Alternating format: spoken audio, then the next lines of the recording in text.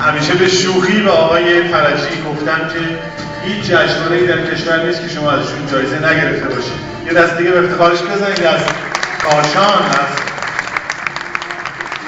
شهر شاعران و عارفان و صاحبنامه‌ان بسیار.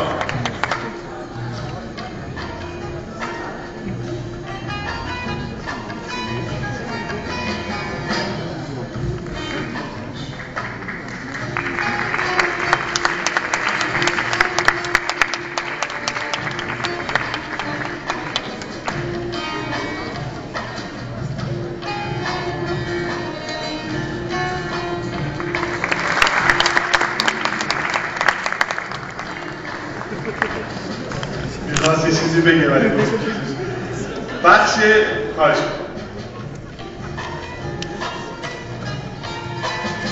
عذر میخوام، من این سال دوم هستش، یعنی دیگه رسیده بود به اینجا، گفتم بگم.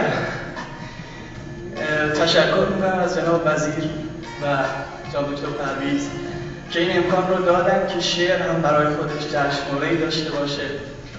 من فقط میخوام بگم حق کاشان رو در زیر سایه اصفهان هیچ وقت همیشه فراموش میشه. امسال هم باز متاسفانه اینجوری شد، ما تو استانی برگزیده نمیشیم ولی کشوری میشیم و از صورت باز با احترام به استاد مشفق تشریف بفرمایید. من ترجمه دارم. اصفهانی‌ها نه تنها حق کاشان که حق ایران خوردن، شما نگران بخش نباشید. خب این هم از استعداد اصفهانی است. دست به افتخار همه هنرمندان بزرگ اصفهانی بزنید از مفاخر کشور ما. بخش جوان شعر نیمایی و سپید آقای علیرضا لبش به افتخارشون دستی بزنید. در خدمتشون باشید.